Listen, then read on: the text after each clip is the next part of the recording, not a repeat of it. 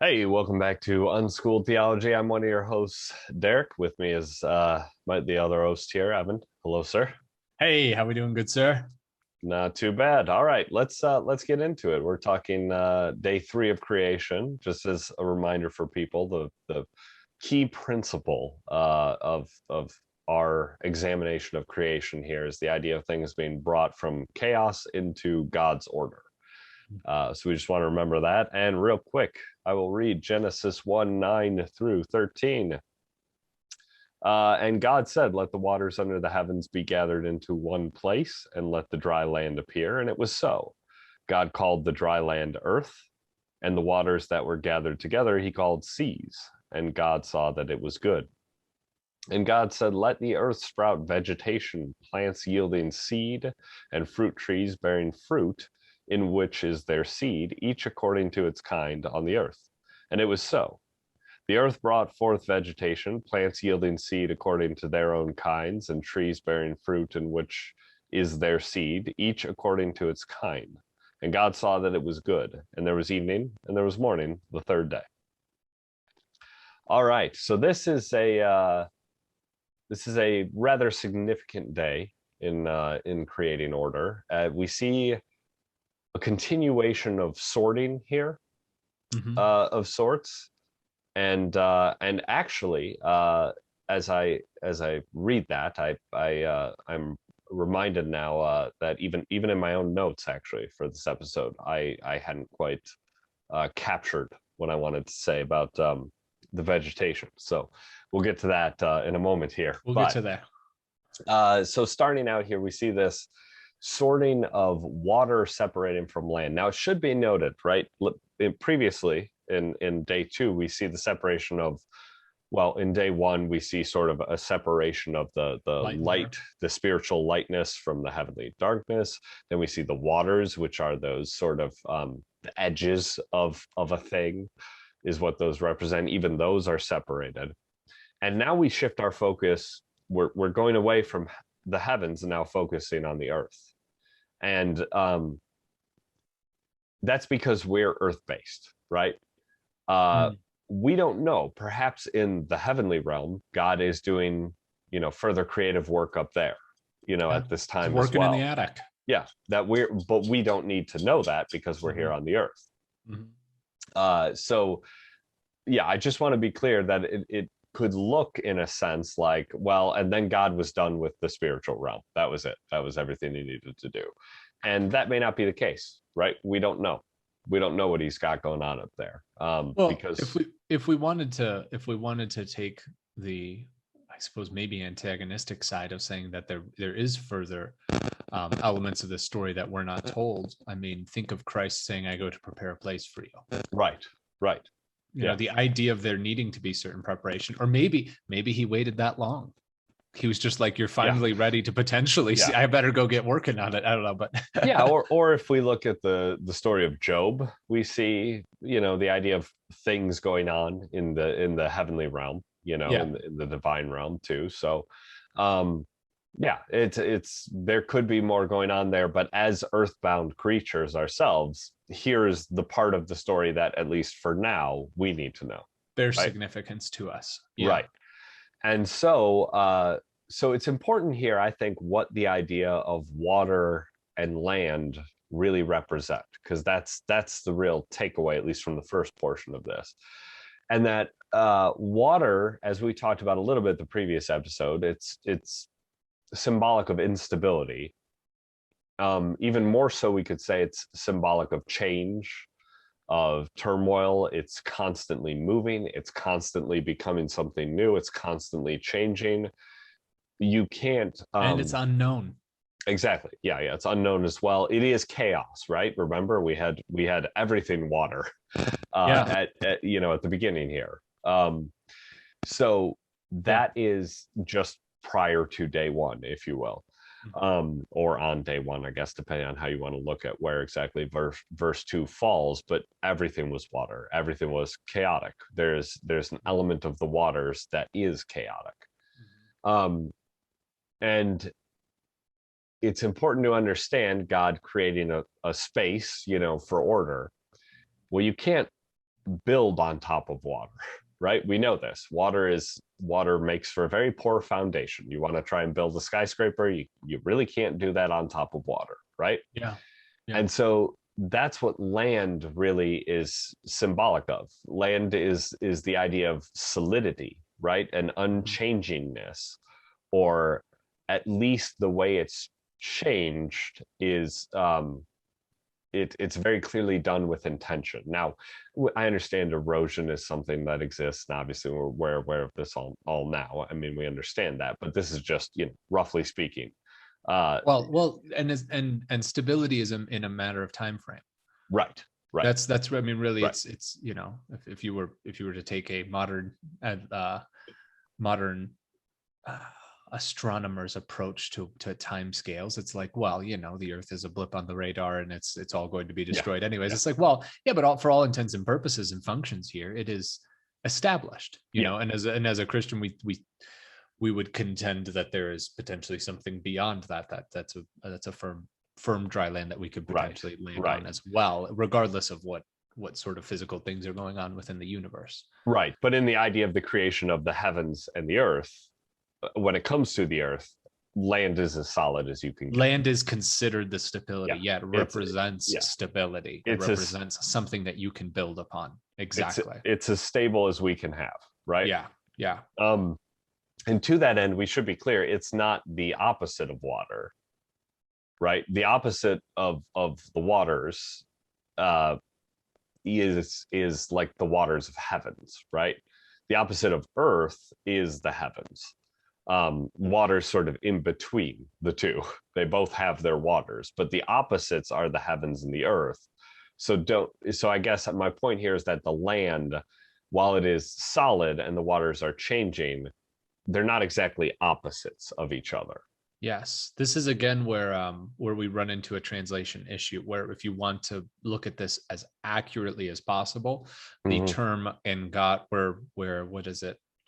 It's verse 10 where God says, God called the dry land earth. It actually should probably be maybe translated, it's redundant, but God called the dry land land. Yeah. Yeah. Because it's not the same word as when it says, and God created the heavens and the earth. Right. These are two different ideas that are being encapsulated, which we outlined in another episode, but the heavens being the heavenly realm and the earth being the earthly realm. Right. So the dry land is not representative of the earthly realm. It's a representative of an element of earth. It's the stability in earth, the earthly realm. Right. Right. Yeah. And you're saying that not the cousin, but the twin, or the opposite, I guess, in one sense, would be not the waters and the land, but the waters of heaven. Yeah. And then potentially the whatever land of heaven, if whatever you wanted the to say land that. Of heaven is. Yeah. Exactly. I think I think that makes sense. Functionally, they might function very different on Earth. Sure. Oh yeah, absolutely. We're focused again. I mean, at this point, God is only teaching us about the order of Earth. Yeah, and I think the difference between uncertainty and certainty, they might have they certainly are. Could be. Yeah, I think they're opposed in that way. Yeah. Okay, so but that's again going to sort of carving out a space for man eventually. Man can't survive in the waters. Yeah. Right. Man can't survive in the chaos and the change and those kind of things. Man needs some solidity to change. Yeah. Man needs a place to build a foundation. Man needs a place to walk on, in that sense, right? And so as people, thinking again more symbolically here, we need things that we can feel certain of, right? Things that we feel are solid and we have a sense of solidity to them, right? And that's what really is being created here. Is God is saying, within my order, there is things that are waters that are changing, but there are things that are solid, right? That are things that are unchanging, or let's call it very, very slow to change. hence erosion, those kind of things. It's like, well, that'll change, but it's very, very slow to change. So you can almost treat it as if it's unchanging. Or things that you are capable of shaping, right? Man can clearly shape land to some extent, right? Yeah. Yeah. And hence, actually, when it comes to shaping land, even more so the significance of Jesus saying, if you pray, you can move mountains, right? Yeah. That, I mean, it's almost, to me, in a way, a callback to this idea, the way, earth, land, basically, is meant here. Yeah. You can move mountains means the elements of life that appear to be solid, you can change even the mountains of those within your life. Yeah. Yeah. So that's we could look at that.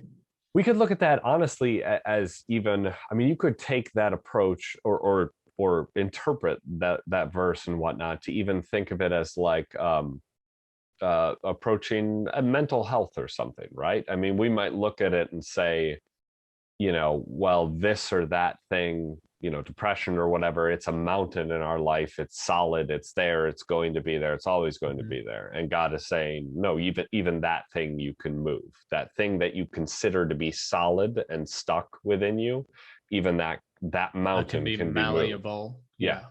That can be changed and adjusted, even though it is solid in a sense, right?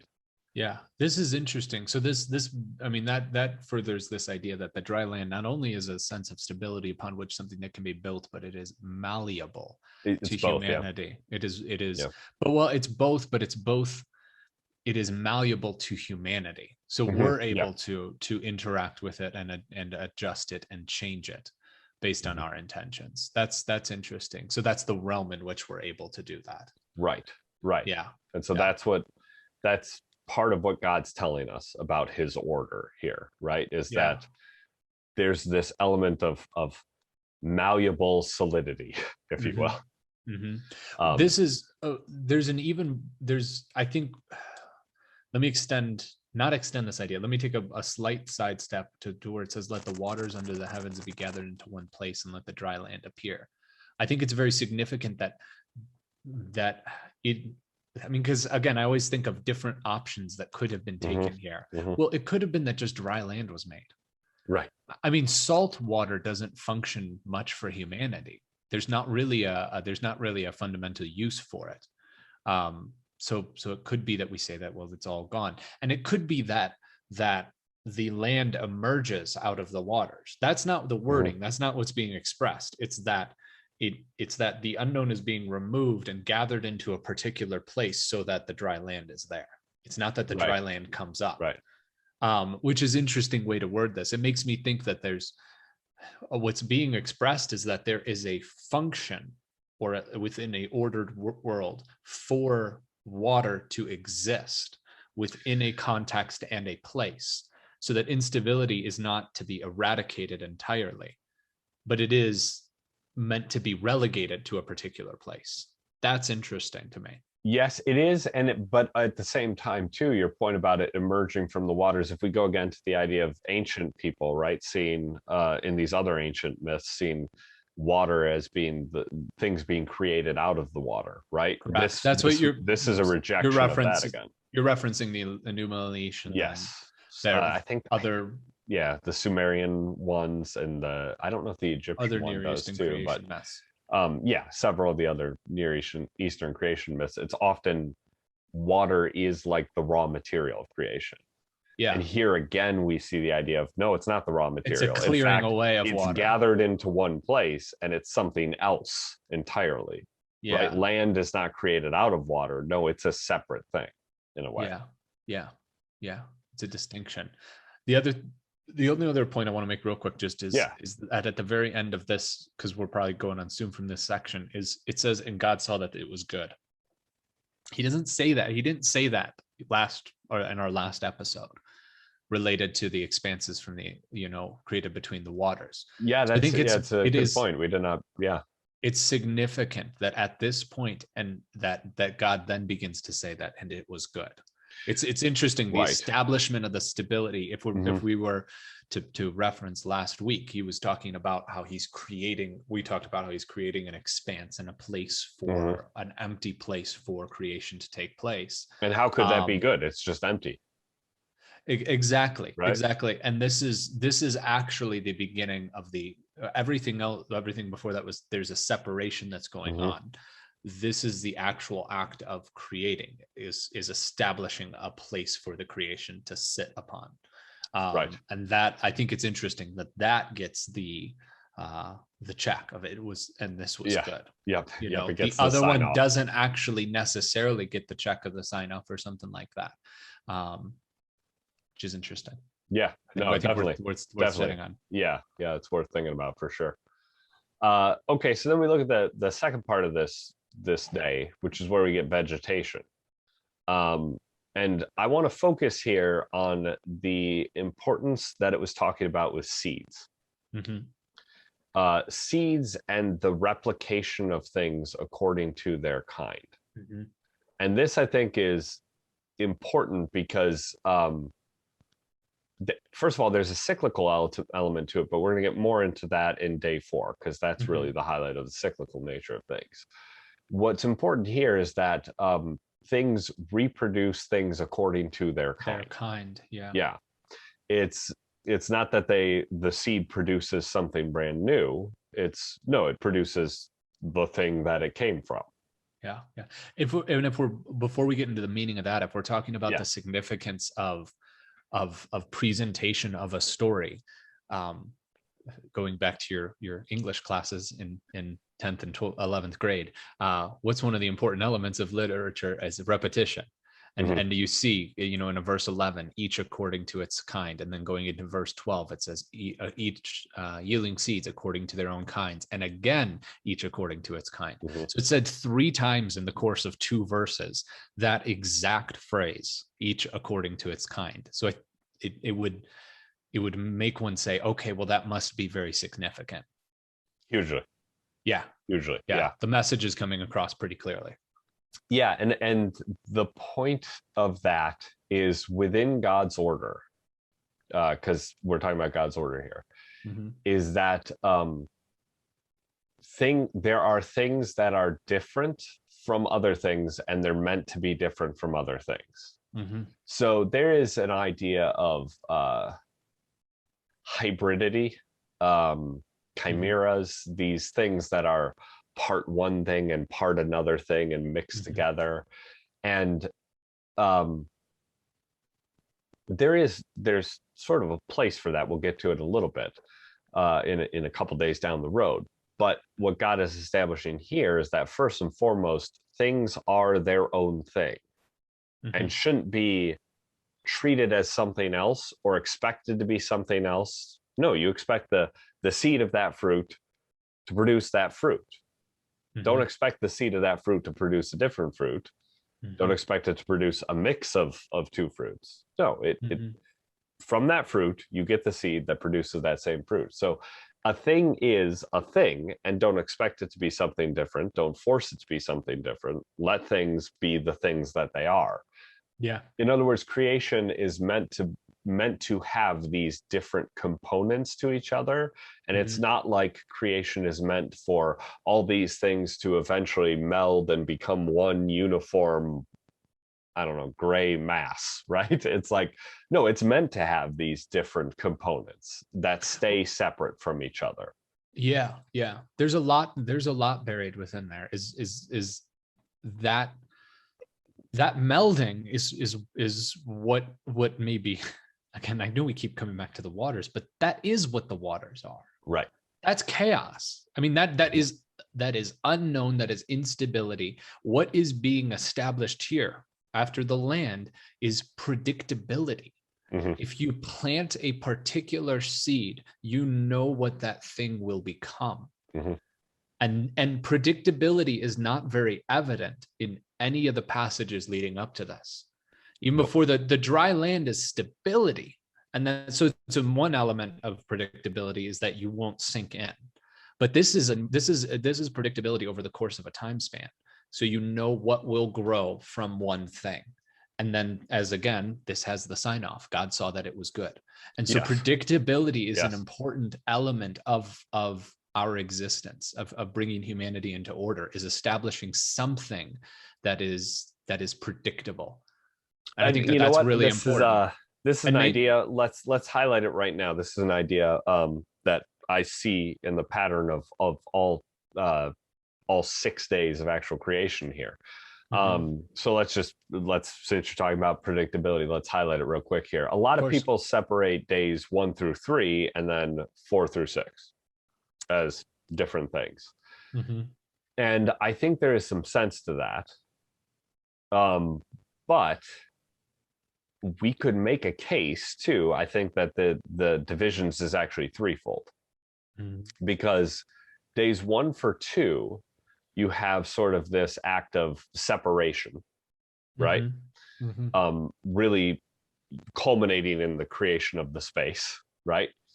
And Mhm. then on days 3 and 4, you have the act of producing a predictability to it, like you're saying, right? So you have land that is solid and predictable. You have vegetation, right? In Mhm. this sense of the seed producing the thing, and there's a predictableness to that. And we'll Yeah. get to day 4 here in a second, but you have the planets and stars, and there's a rhythm and a cyclical nature to that is predictable. So on days 3 and 4, you get this sense of predictability.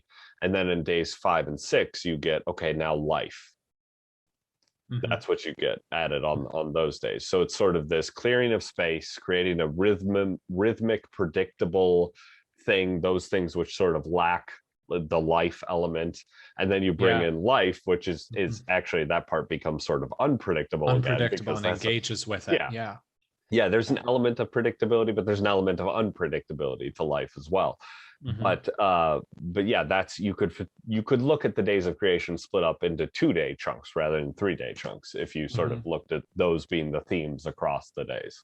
Mhm. Um, That's really yeah, interesting.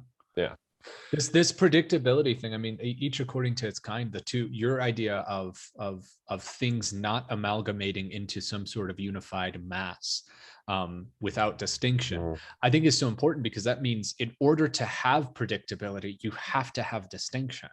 Yes, yeah, yeah, So things must be different from other things in order to be able to predict right, anything, right, for them and to almost to make be able to sense. say anything true about something. Hmm. Yeah, yeah. Hmm. Yeah, it's the mixing of things that creates the instability.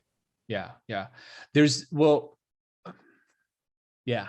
And I think we should earmark this, because if we leave this conversation off here, what it sounds like is this sounds like it's a rally cry against mixing, or a rally cry against Right. intermingling of things, or associating of things. And I don't think that's necessarily what this is, There's a but huge it is. mixing of things coming up on day 6. So Exactly, yeah. exactly. So there is mixing that is inherent in this, but I think it's establishing that for thriving, there are things that need to be predictable, and that predictability, and as is said here, that it was good, and it will be said that it's good on day 6 too, Well, it's almost good. positive. It's But good in its place, right? I mean, exactly, exactly. each of these days are a good thing in their place, Hmm.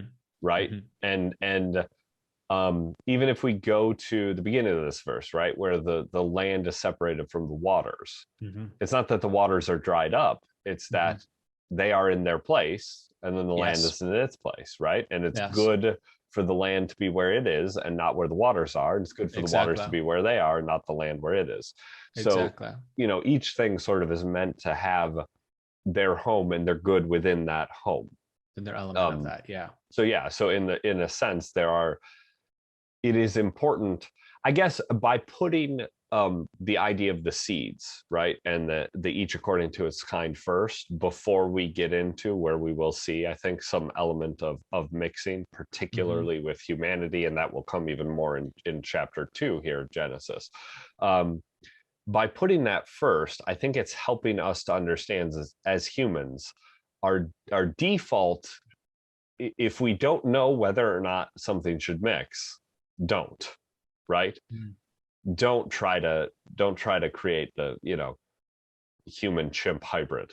And don't do that, until you know for sure it's okay, right? Yeah.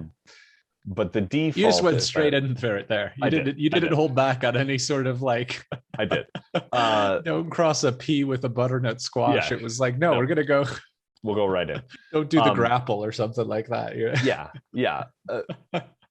Because, like you said, right, that creates the chaos, and so err on the side of the predictable, I suppose. Yeah, Right. well, But we find out eventually that there's a place where things are meant to mix, right? And again, this is a lot. I would say actually a lot heavier in verse 2, but I guess we'll hint at it right now. I mean, I mean, and we do get it in day 6 here, right? But male and female are meant to come together and mix, and they produce a human, right? Um, and or whatever species, I guess, right? But yeah, that's sort of meant to be mixed there. And we'll get to the fact that man itself is a mix of the dust and the God breathed, right, yeah, portion. And so man itself is a sort of hybrid. So there is a place in which um this intermingling takes mixing, place. right, is meant to occur, and Yeah, this mingling is meant to occur. But those things which are meant to be rhythmic and have seeds produce what they are, leave them be, kind of. yeah, interesting. Yeah, there's a difficulty to even doing it if we're going to look at it on a practical level. Like even as modern botany science like advances, it's still very difficult to get to manipulate plants. We've done it over the course of over the course of a long history. Domestication has happened to a lot of plants, Mhm. but that's over a very, very, very long time that they're able to do it. And all of our attempts nowadays, they can do interesting things, but it's still very difficult to get the results out of a plant that you want Right. in order to do that. So like the modern domesticated plants, it's not like we're rapidly adding to the list of plants that we can domesticate. It's very difficult for us to fiddle with plants and create something new out of it. Yeah, and Only over even the course of a very long period of time does that seem to even have the Mhm. potential of happening. Right.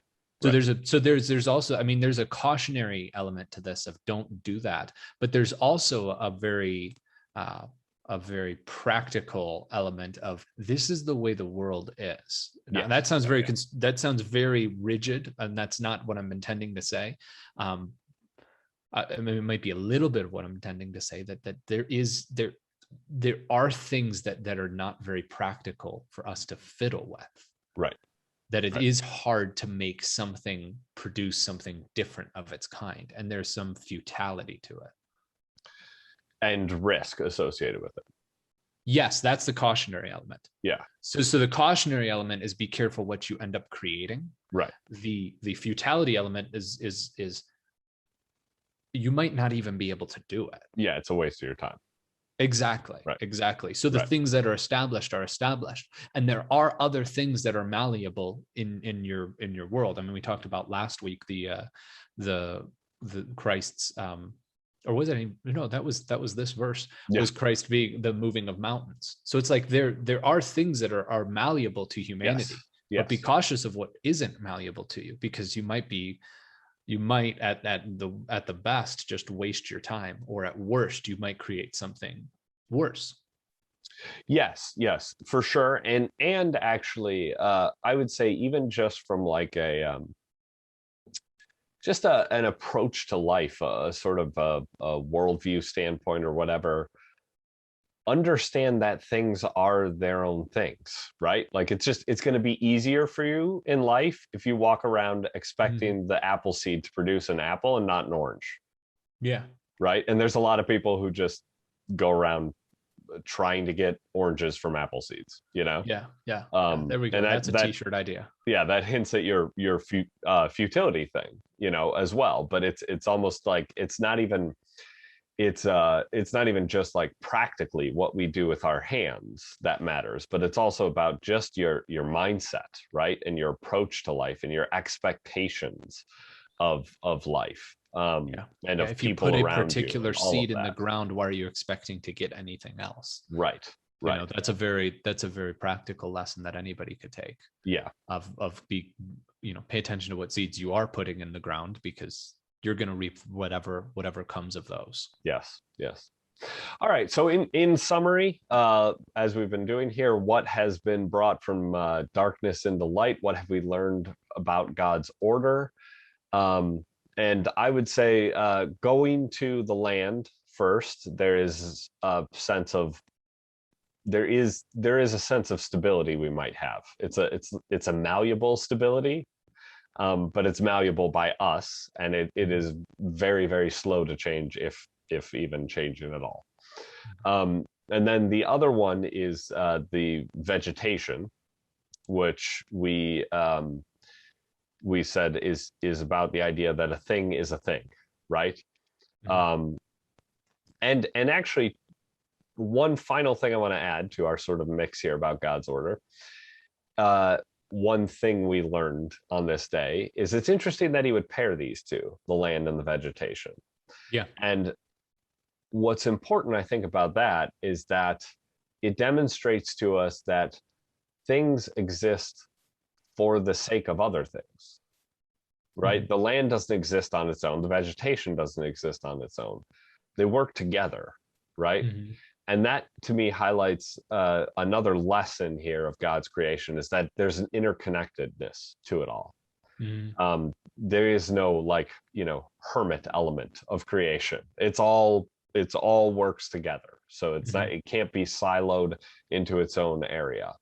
Um, yeah, and so that's what I see as the sort of the main takeaways of God's order from this day. If that does that work for you? I guess. I mean, we probably could have done 5 episodes on this day alone, but Yeah. for the big takeaways, I guess, is Yeah, that what I you think see as that's well? solid. There's a lot of depth here. There's a Yeah. lot of Oh yeah. opportunities to take these ideas and apply them and wonder what they're implying about the way in which our earth exists. But that's Right. I think that those are the